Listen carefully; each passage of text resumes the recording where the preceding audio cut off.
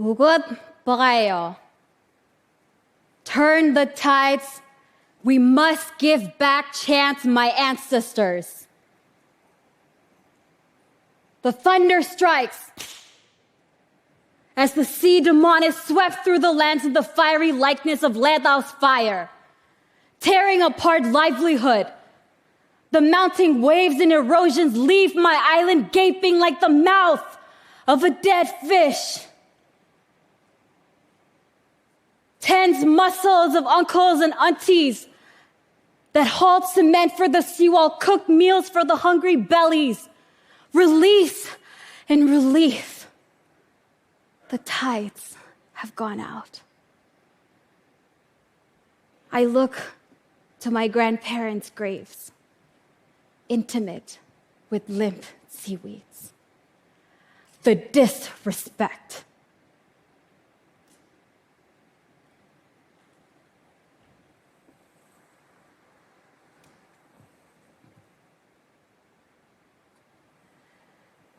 Olive. My name is Selena Lam. At 18, at the COP21, alongside late Ambassador for Climate Change, Tony DeBroom, I introduced myself as a small island girl with big dreams. 5 years later, I reintroduced myself as a climate warrior from Island Gaynar, the Marshall Islands. Situated between Hawaii and Australia, our chain of islands decorate the Pacific Ocean like seashells, and they are home to about 60,000 people.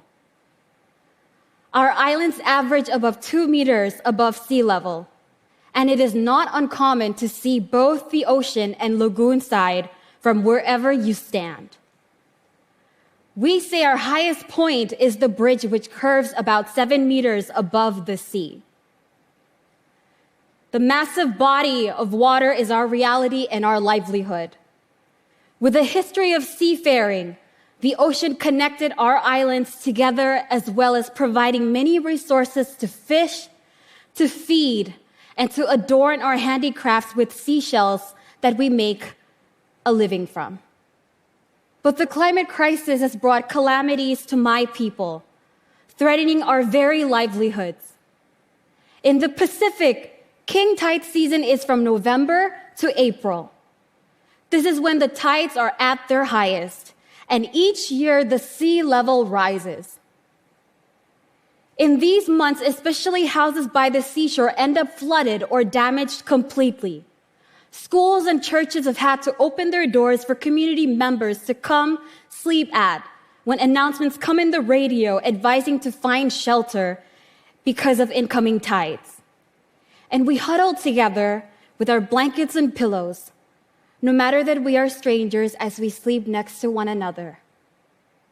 Seawalls are rebuilt as soon as it's low tide, only to be broken down again by the waves that grow higher each year.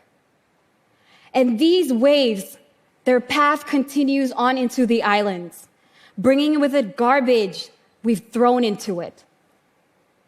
You see the graves of your loved ones submerged in water, littered.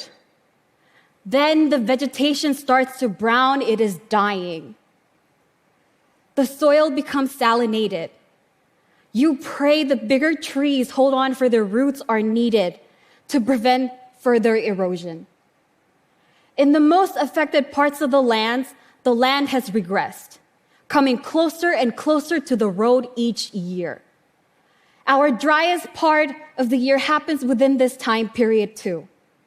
We are unable to use groundwater well because it becomes saltier as well.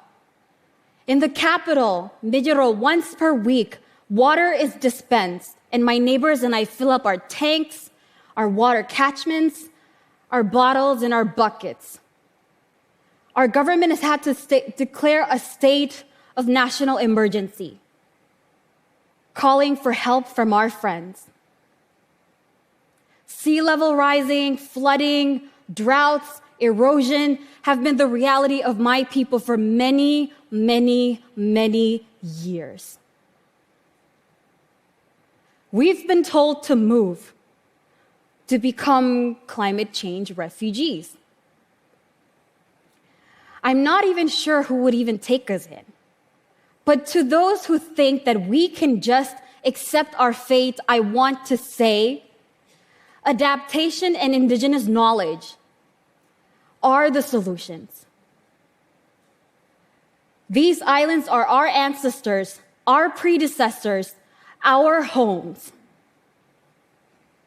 We are at the risk of losing all of that for something we contributed very, very little to.